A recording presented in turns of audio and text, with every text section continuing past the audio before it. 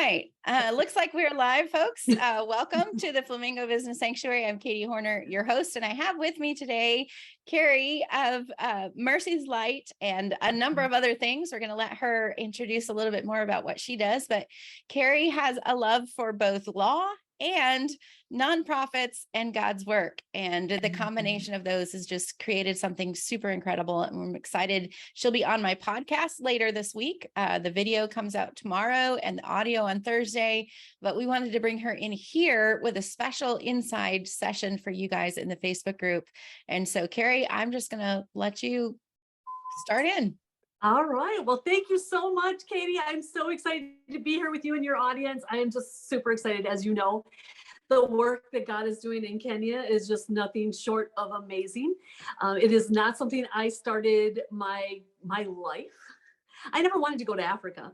I never wanted to even leave the United States. There was plenty of things to do within the United States, and I probably wouldn't even get to Alaska and Hawaii. So how God got me over to Africa, Kenya specifically the first time, I don't even know. It was the kids, just seeing those grateful hearts, those adorable children that you could tell were suffering. You know, they didn't have the food that they needed. They didn't have what they needed. And so ended up over there. And from there, long story short, that we share, I think, more of on the podcast. So I'm not going to let go of all those secrets, but now we are running a pregnancy crisis center, a maternity home for girls, and a 3-year program where they come in.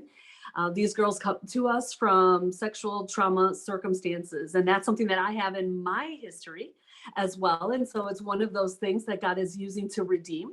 Now, I had to go through a lot of healing. So it wasn't like this was my healing. So I caution anyone out there that may have gone through something.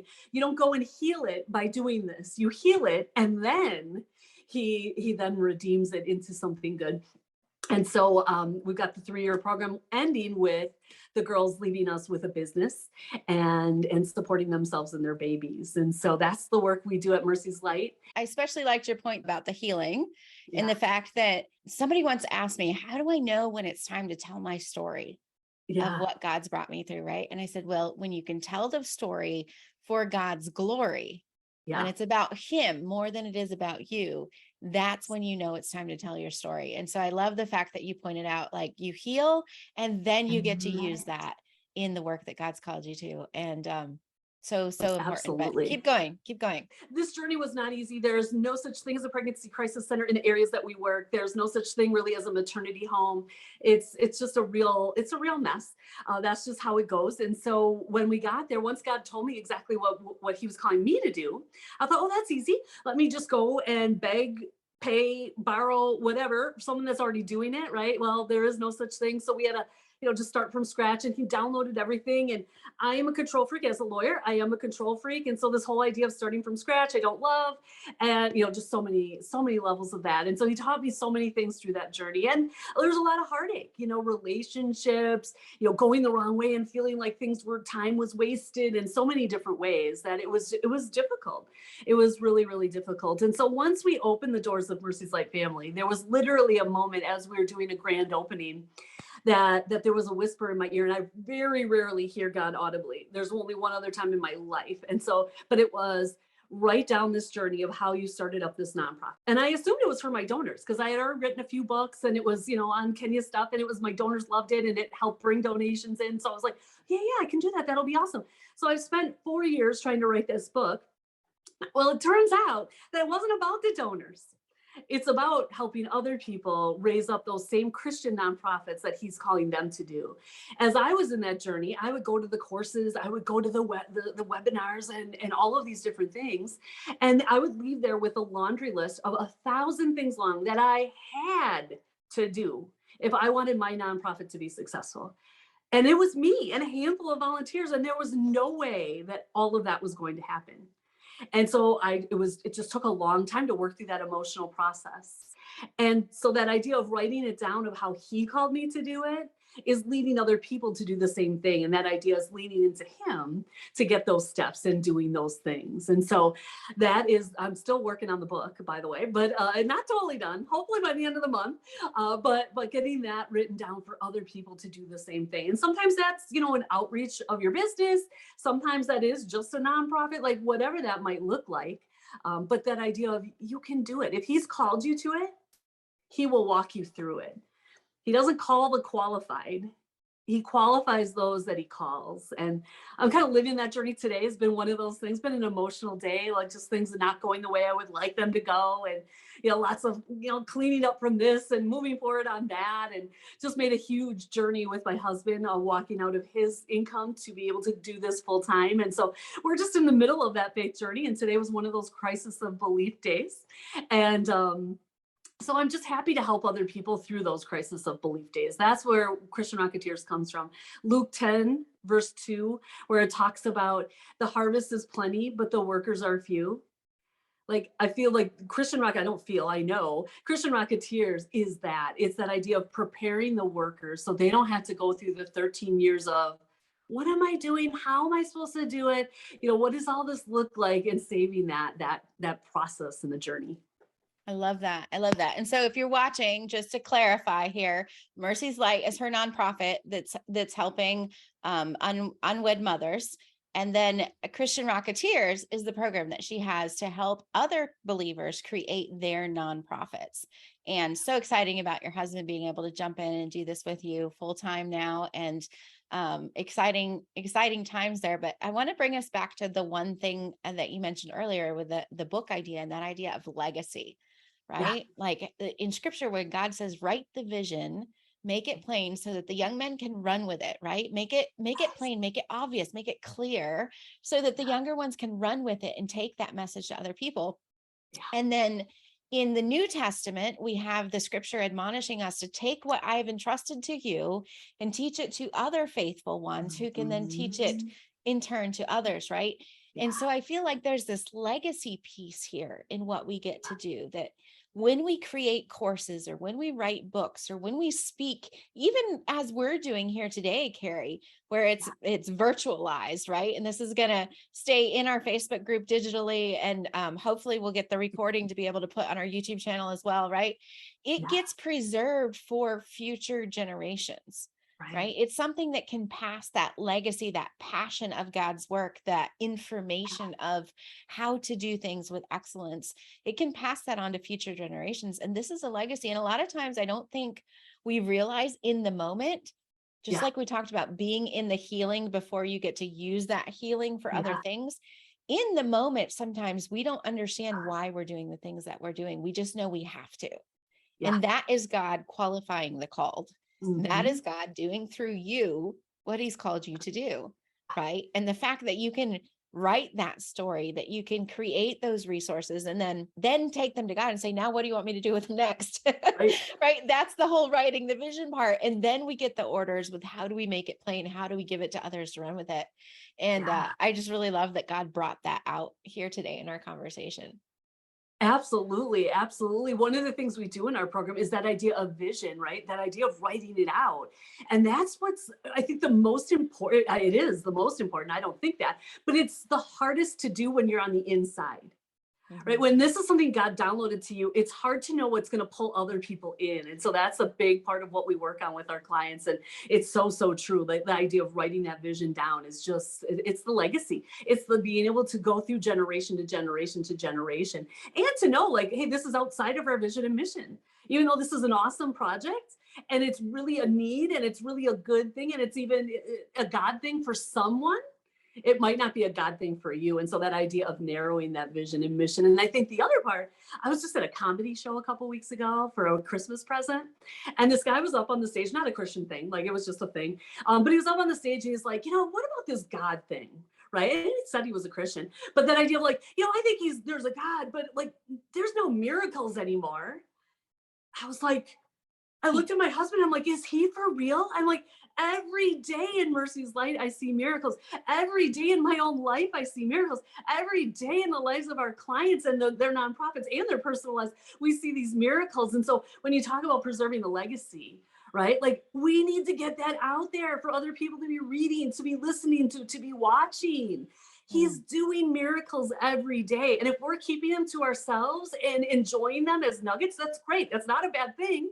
But when he tells us to be vocal about them, when like, I think of your clients and I think about or potential clients, right? That idea of, I'm afraid to do the Facebook Live. Because I remember when I was for 2.5 years afraid to do a Facebook Live, right? Like I was terrified. And now it's like Facebook Live, like, oh my gosh, like just press play and tell me what to talk about. Like you get over it, right? Like it's legacy, you guys. Like we've got to be out there because he's calling us to preserve that for future generations. And maybe this comedian or his family or whoever else is out there is going to see that, and it's going to be the motivation. It's going to be that encouragement. It's going to be that, oh, I can see God at work through her. Yeah. And that encouragement to go on. And that is the key too. It's being willing to see. I think a lot of us don't see because we're not looking for it. We're not asking God to open our eyes. You know, that old hymn that says, open my eyes, Lord, that I might see, right? It really is like, you have to be the one coming to the Lord saying, I'm blind, help me see and open my eyes to what you're doing. I think of this a lot in terms of favor, but it's so true with the miracles too. Like we walk in the favor of God. One of my former clients would say that all the time. And I just love it. We walk in the favor of God. Yes. And yet we have to keep that top of mind or we don't see it. And so we stopped asking God for favor in our prayers. We stopped praying, Lord, give us your favor. We started saying, Lord, help us see your favor. Help us see the favor that we're walking in. The same thing is true with the miracles. And it's just so powerful, like opening your eyes to see what it is. And so that other people can see God's miracles in you, because they may be reading you for what they're not willing to see other places. And so true. But I want to kind of bring us back into the nonprofit idea. Thinking that there may be some in our audience who've never even heard this thought before. We might be planting seeds here today. So let's just get real basic for a minute. And can you explain the difference, maybe legally or financially, between a nonprofit business and a for-profit business? And why would I want to have a nonprofit? What are some of the benefits of going that route? And then how do we get started? Absolutely. So there's a couple different answers to that question as a lawyer, but the general idea is that if you are doing a nonprofit purpose, okay, you can do even a for-profit business inside of a nonprofit if they're related. Now, I'm not talking about, over here I do social media marketing for anybody, and over here I'm, healing people from sex trafficking, and they're completely unrelated, right? We can't steal from the IRS. We don't throw that kind of business under there. But I was talking to somebody today, and she does financial planning and helping of different finances for people that have been through abortion. So that idea of healing them from abortion so they can stand in their power and actually make strong financial decisions. But she also wants to start a nonprofit helping people heal from abortion and just literally just doing that. So those are related things. So she can start the nonprofit and then have that for-profit business under there. They will save her some tax that then can be poured back into the nonprofit to do the work that they're doing, or take a salary or whatever that might look like. And why would we want a nonprofit versus just doing a for-profit? We get tax advantages. So there's that. Number two, we're able to pull in donations as well, right? We can go to businesses for donations. We're able to go to individuals for donations. So the point of that is all of that is different income streams, right? We have for-profit income streams of people paying for coaching or people paying for certain things. But we also then can do, businesses donating to us, other organizations donating to us, other individuals donating to us, and grants and all the other, different. It's just more streams of income that are available to the business to get it going and to keep it going. Okay. Yeah. Cool. And so then in terms of promotion, if I have a nonprofit, there's still a lot of work that has to go into promoting that, just as if I was promoting services and things, because there's things that like people don't just give money for nothing. No, they sometimes the tax deductible receipt is enough, but sometimes it's not. So talk to us a little bit about the promotion and the things that donors might be looking for. Absolutely. And that goes back to what we shared before. And it really, you're not, unless it's your mom, right? Or someone that you totally know, like they might give it to you for the tax donation, but people don't really usually give because of you. They give because of the vision and the mission. So you have got to get good at explaining the vision and mission. And like that, simple, easy, yet powerful and effective. And so that's one of the things that we help you with in the program. There's many, many things, but that is the key. And it's the same with business, right? Like how can you quickly and easily share exactly what you do and who you do it for, right? And it's the same that way as far as business and that, but that's the thing. It's getting that vision and mission super clear so we can communicate that super well to our donors, to the people that we know. And that's where we start. We always want to start. You want people that know, like, and trust you before they're going to give you money in a business or in a nonprofit. They need to know you, they need to like you, and they need to trust you. And so how do we do that? We're consistent. We show up all the time. We do all of these things, and we have a really clear vision and mission. Love it. And so if I'm going to start a nonprofit, just kind of summarizing, I need a clear vision and mission, a reason why I'm doing this and why it would be better to have it as a nonprofit versus profit. Yeah. And then what are some of the next steps? Like, do nonprofits need to have boards? Do they need to have, like, are there other people involved in creating this? Or is it like, I just go apply for my LLC and now I have a business number? Like, tell us a little bit more about what's involved in starting. Absolutely. So we need to file for incorporation. So no LLC. We have to do an incorporation. So we've got to file some state incorporation documents. With that, yes, we will need a board of at least 3 people. And if any of those 3 people are related, like husband and wife specifically, then we might need 4 or 5. But we need at least 3 people to get that started. So that is a process we walk you through too, as in our program. And why would you need 3 or 5? Those are odd numbers. I'm sure there's a reason behind that. That just piqued my interest there. Yeah, because if it's 4, if you have to vote on something and you have even numbers, the likelihood of not having like that swaying vote, you want to have odd numbers. So you want 3, 5, 7, 9, 12. I don't know why 12 is a number. A lot of people do 12. I don't get that one because it doesn't make sense with the rest. But that is a thing. So it's maybe they figure there's enough opinions that they'll always be like a majority. It's kind of like a jury, I guess, right? Because I think juries have 12 people on the jury, so that's probably where it stems from. Okay, cool. Yeah. And so these are people who would be helping to make decisions as the nonprofit grows in terms of, I'm assuming in terms of being able to fulfill on the vision and mission.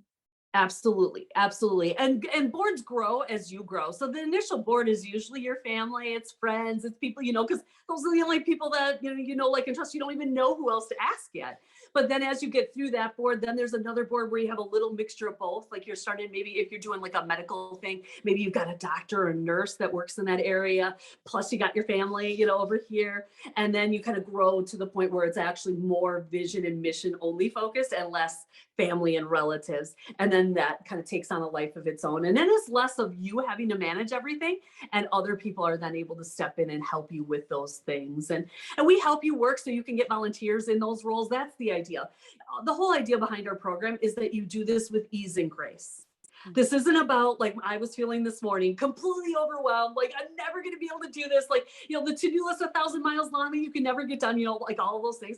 The idea is that if he's giving you this vision, he will help you walk it out with ease and grace. And we are here, number one, to teach you the logistics of how to do that, like the board, the this, the that, the other, the accounting, the social media, the website, blah, blah, blah. Or I could go on and on about that.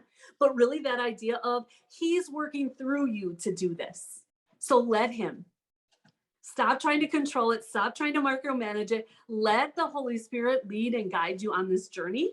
And enjoy it. Let your family enjoy it. Let the board members enjoy it, and how to engage those people along with you, and to start trusting volunteers to do those different pieces and parts along the way, and to be set up to be able to do that. Because if it's in your own laptop, how are the volunteers supposed to help you, right? Like you have to do everything to let them help you. And it's like, no, we want to set you up right so then you can easily delegate and you can grow and scale this. And of course, income, right? Like funding is a huge part of that. And that's the freebie that we have for your audience today. Oh, yeah. Yeah. Tell us about that. And then I might have a couple clarification questions there. Absolutely. Absolutely. So we have a document for you today that is, we have in this document 5 different stars. We call them stars. We're the Christian Rocketeers. So we are a space theme. Like you are the flamingo, we are in the sanctuary today. We are in the solar system over here. So we have 5 stars to a successful nonprofit. So like I said, like all businesses, really, especially a nonprofit, we want different income streams. We don't want all of our income coming from one source, one grant or one person, right? We want to diversify that income. So then if one source dries up, we still have the other, and we can grow and refill those places that maybe need to be refilled. And so we've got our 5 stars of nonprofit ministry funding. All of these strategies, all 5 of these strategies could raise you 7,500 or more even in one day. We've had that happen with our clients. We've had that happen with ourselves. We don't recommend you start with all of them. We want to start with the first one and walk that all the way through, because we don't want you getting overwhelmed. And so start with number 1 and start walking that out. And then get in touch. If it's something that you feel God is calling you to, we have free consultations for the first half hour and we really see, are you at that point with your vision and mission, or do we need to work on that more and really get more clarity? And when you're at the point to jump and start getting your systems in place, then it might be time to hop in the program. But until then, let's just get that vision and mission, and let's start pulling that initial income in and start walking that out, what God's calling you to do. Love it. Love it. Thank you so much for making that available. We'll have a link in that we'll post. If you're watching this in Facebook, we'll post it in the comments below the video for you as soon as this is over. Unless Shawnee is watching and she can post it now.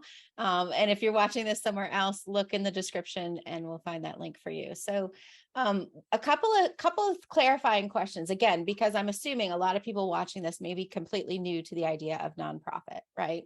So we know that there are some tax implications in regards to gaining money. It's a totally different way of taxing that income because it is a nonprofit, which is both beneficial for the organization as well as for the people giving to it, right? They get tax write-offs for donating to 501c3s and things like that.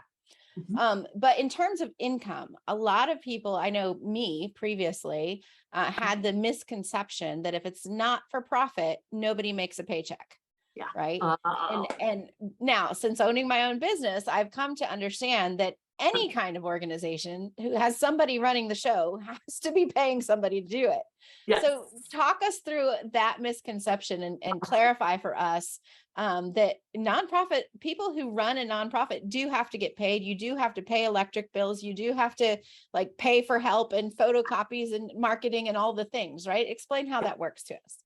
Absolutely. Thank you for bringing that up, because that is absolutely true. So many of our clients come to us thinking they'll never be able to pull a paycheck because it's nonprofit. And the profit is about the IRS, you guys. It's not about you pulling a salary. Now, you can't make an unlimited salary. If you're doing a certain role, you need to make a salary that is comparable to other people in the private sector doing that same role. So if you are a receptionist, you're probably not getting paid $300,000 a year. That would be taxable. There would be something going on there that's not quite right.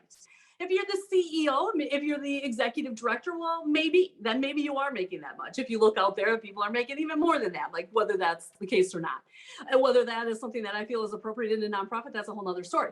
But you are to pull a paycheck, you guys. That is one of the things we encourage you to. What does it take for you to stop working your day job and start being able to do this full time, so you can have full focus, and or hire someone to do this full time so it can grow? Because the idea is God probably wants to grow this, right? And so we want to make sure that we are set up for that success. So number 1, we set up the systems, and that's our course. But then we also set up your mindsets, because yes, you should be getting paid for this. And it's not all about the audience out there that he's calling you to serve. And that took a while for me. So that's how I know how to walk people through that, because it's no, they need it more. And they do. They need it. They need it really bad. Food, water, education, they really need it.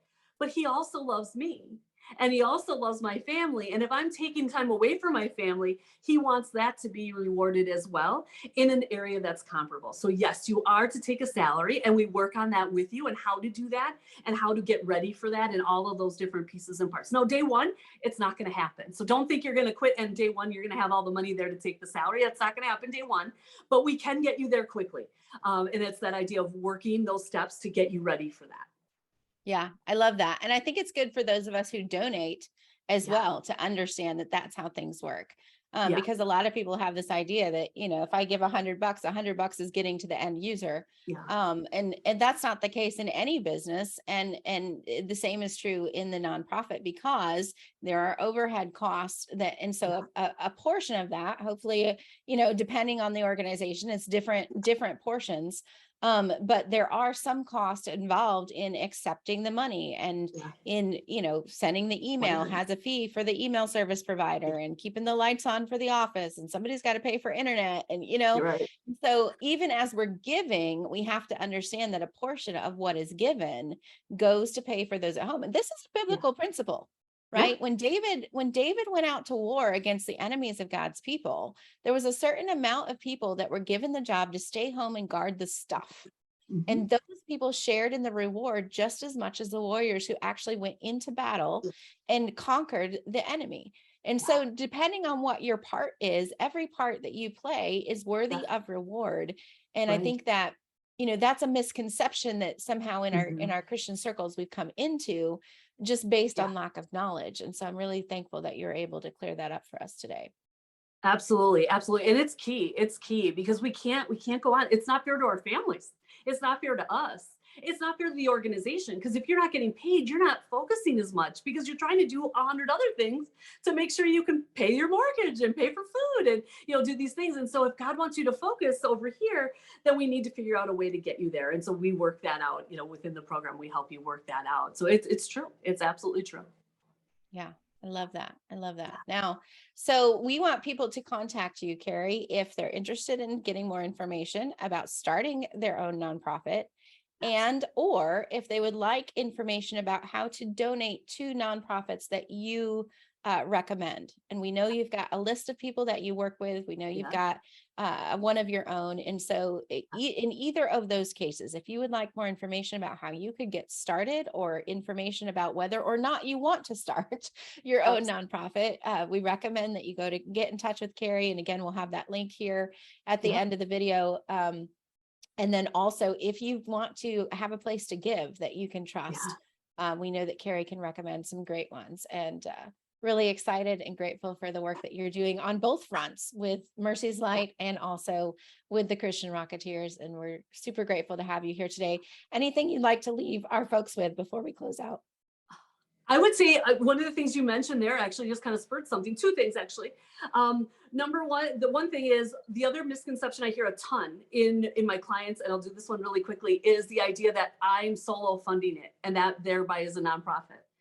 And that's not a nonprofit, you guys. That's you putting your money into something that you really care about. And that's awesome, but it's not a nonprofit. The community of Christ needs to come together to support the work you're doing to make that a true nonprofit. So that is one big misconception out there, along with the salary. And the other thing is, yes, we need your donations. We need that help. So, and we have a ton of great clients doing great work. If you're thinking education, if you're thinking sex trafficking, whatever those things are, if you're not called to do a nonprofit, maybe your business wants to partner up and, donate, 10%, 5%, 1% of the profits. And then you can link arms for marketing together. And that might pull, some more clients in. So there's some other ways. If you don't feel God's calling you to a nonprofit, you can use your business to link up with other nonprofits that are doing awesome work and be able to joint market together. That helps the nonprofit because it looks more credible with the business. And it also helps you because, hey, who doesn't want to buy a program that maybe I wouldn't buy, but because it's helping fight sex trafficking, well, sure, I'll pay the $29 or the $59 or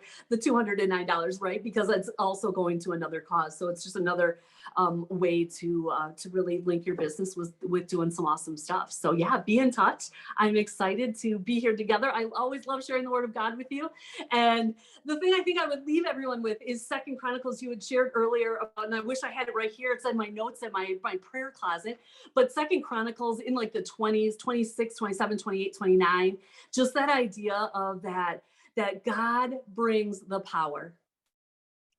We bring the willingness to do what he says, even when it seems crazy, but he brings the power. And when we let our pride get in the middle of that, it's gonna start fizzling out. And so make sure that it's him leading, guiding, directing your business, your nonprofit, whatever it is, your life, right? Let him lead, let him bring that power, and you just ride on his coattails.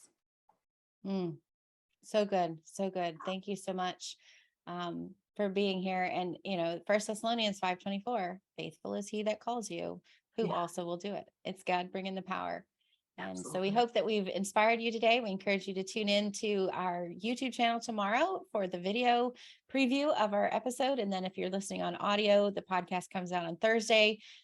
Carrie's got lots more great stuff to share with you in that episode this week. And we're so grateful to have your time and look forward to seeing who we can connect you with. So thank you guys. Have a great week. Thanks, Katie.